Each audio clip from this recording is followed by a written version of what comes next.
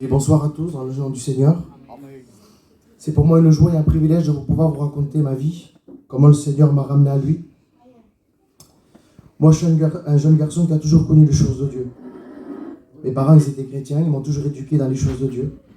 Et je savais que plus tard, je serais un chrétien. Et puis, il a fallu que je fasse aussi mon expérience avec Dieu. Et puis, j'avais pas tout à fait 15 ans, j'ai donné ma vie au Seigneur. Je l'ai suivi comme ça pendant quelques années. Et à l'âge de 17 ans, j'ai passé par les eaux du baptême.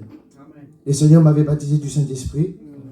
J'étais heureux parce que dans mon jeune âge, j'avais compris qu'il y avait deux endroits où passer l'éternité. Et puis vous savez, avec le temps, j'ai délaissé la main de Dieu. J'ai parti dans le monde, j'ai voulu découvrir tout ce que le monde pouvait apporter. J'ai voulu essayer de boire, de fumer, de faire des sorties. Sur le moment, je passais des bons moments, mais tout ça a été éphémère parce que j'avais déjà connu les choses de Dieu. Et je peux vous dire que quand on a connu la paix, quand on a connu la joie, on a beau à chercher des choses dans le monde, mais c'est comme un puits. Ça tombe, il n'y a rien qui remplit notre cœur. Et puis, j'ai voulu construire un foyer. Avec mon foyer, il y avait beaucoup de disputes. On ne s'entendait pas. Et puis, ça a duré comme ça pendant quelques années. Et il y a un moment où il est venu où je prenais des angoisses. Parce que vu que j'avais connu les choses de Dieu, je savais qu'il y avait deux endroits où passer l'éternité. Et je me disais, Seigneur, si ma vie s'arrête aujourd'hui, je suis perdu. Mais je sais aussi que tu dois revenir chercher ton église. Et vu que je connaissais la vérité, alors c'était vraiment un combat quand je allais m'endormir. Mais j'ai vécu comme ça pendant 8 ans. Le Seigneur m'a toujours rappelé à travers une réunion, m'a toujours rappelé à travers une prophétie. Le Seigneur m'a toujours montré son amour. Quand j'allais quelque part faire des courses ou quoi que ce soit, il y avait toujours un frère qui me rappelait à lui. Et puis je vous dis la vérité, je me plaisais dans mon péché. Je croyais que, je me disais plus tard.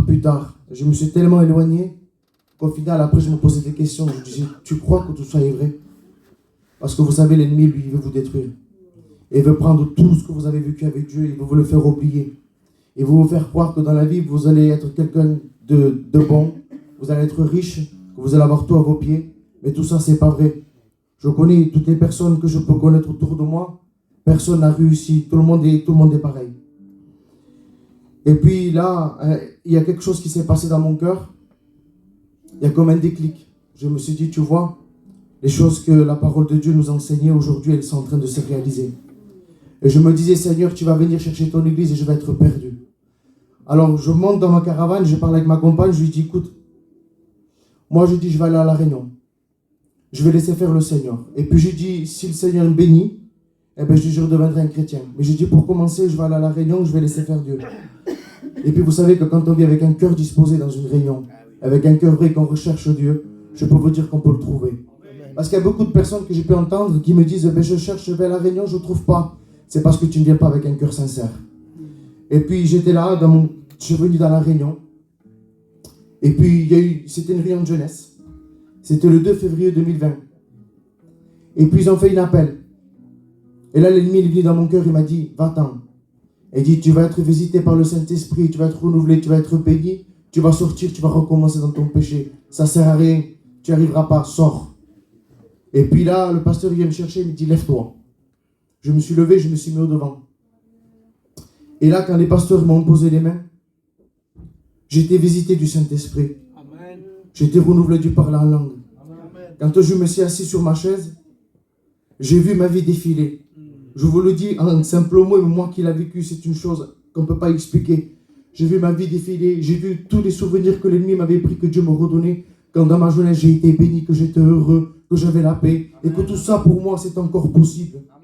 Alors j'ai commencé à demander pardon de mon péché. J'ai commencé à me repentir, à dire à Dieu que je ne valais rien, que j'étais qu'un pécheur. Aujourd'hui, ça fait 4 ans que je suis revenu à Dieu. Le Seigneur m'a comblé de cadeaux. Il m'a donné le don de prophétie. Il m'a donné le chant céleste. Le Seigneur, il y a quelque temps, il a converti ma compagne. Il m'en avait fait la promesse. Aujourd'hui, je vois les choses se réaliser. Je peux vous dire, moi qui n'avais jamais travaillé, le Seigneur a pourvu un travail. Moi qui disais que je n'arriverais pas, aujourd'hui, je suis en train de vous témoigner. Je peux vous dire que cela est possible. Disposez votre cœur. Laissez entrer Jésus et vous verrez votre vie, elle va se transformer. Que Dieu vous bénisse.